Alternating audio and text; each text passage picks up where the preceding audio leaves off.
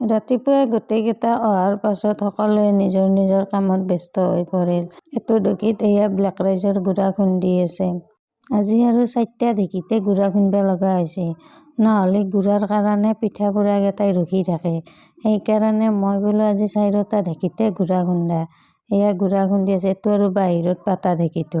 তাৰপিছত আৰু গোটেইকেইজনী এয়া পিঠা বনাই আছো। চাওকচোন কেনেকুৱাকে আজি 5জনীয়ে পিঠা বনাইছো আমি। বৰ দিগদাৰ হয় কেতিয়াবা, মানে কি হয় কিছুমানৰ পিঠা ভাল নহয়। নতুনকে বনাবা শিকাই দিছো, কিন্তু শিকাই দিলেও মানে নৰে, বহুত অসুবিধা হয়। মই পিঠাখিনি বনাইও আছো আৰু ইহঁতক নাৰিকলৰ গুড়েদি লাড়ুখিনি ভাজি দিছো।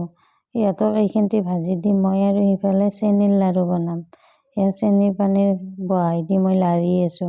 ইহঁতকেইটাই কোনেও নাৰিকল ভাজিব নাজানে না, সেইকাৰণে পিঠা পোৰাৰ পৰাই উঠি নাৰিকলখিনি ভাজি দিওঁ আৰু পিঠাত বহো।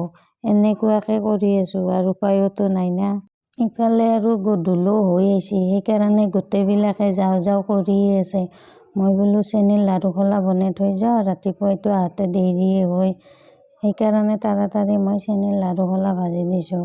মুঠৰ ওপৰত যদি আপুনি নিজে একো নাজানে, তেতিয়াহ'লে পিঠা লাড়ুৰ বেপাৰ কৰাটো ইমান সহজ নহয়। গোটেইখিনি কাম নিজে জানিব লাগিব, তেতিয়াহে আপুনি পিঠাৰ বেপাৰ কৰিব পাৰিব। এতিয়া ইহঁতকেইটাই 5টা বজাৰ লগে লগে চব গুচি যাব। কিবা কাৰণত যদি গুড়া ৰয়ে বা ভাজা নাৰিকল ৰৈ যায়, তেতিয়াহ'লে নিজে হ'লেও বনাব লাগিব। আজি আৰু কি হ'ল, মানে ৰাতিপুৱাতে তিল ধুই দিলোঁ, অলপো ৰ'দে নাই, সেইকাৰণে তিল নুশুকালাকে। এতিয়া আৰু গোটেইকেইটা যোৱাৰ পাছত তিলখিনি ভাজি আছোঁ, তাকো ভিজাই আছে।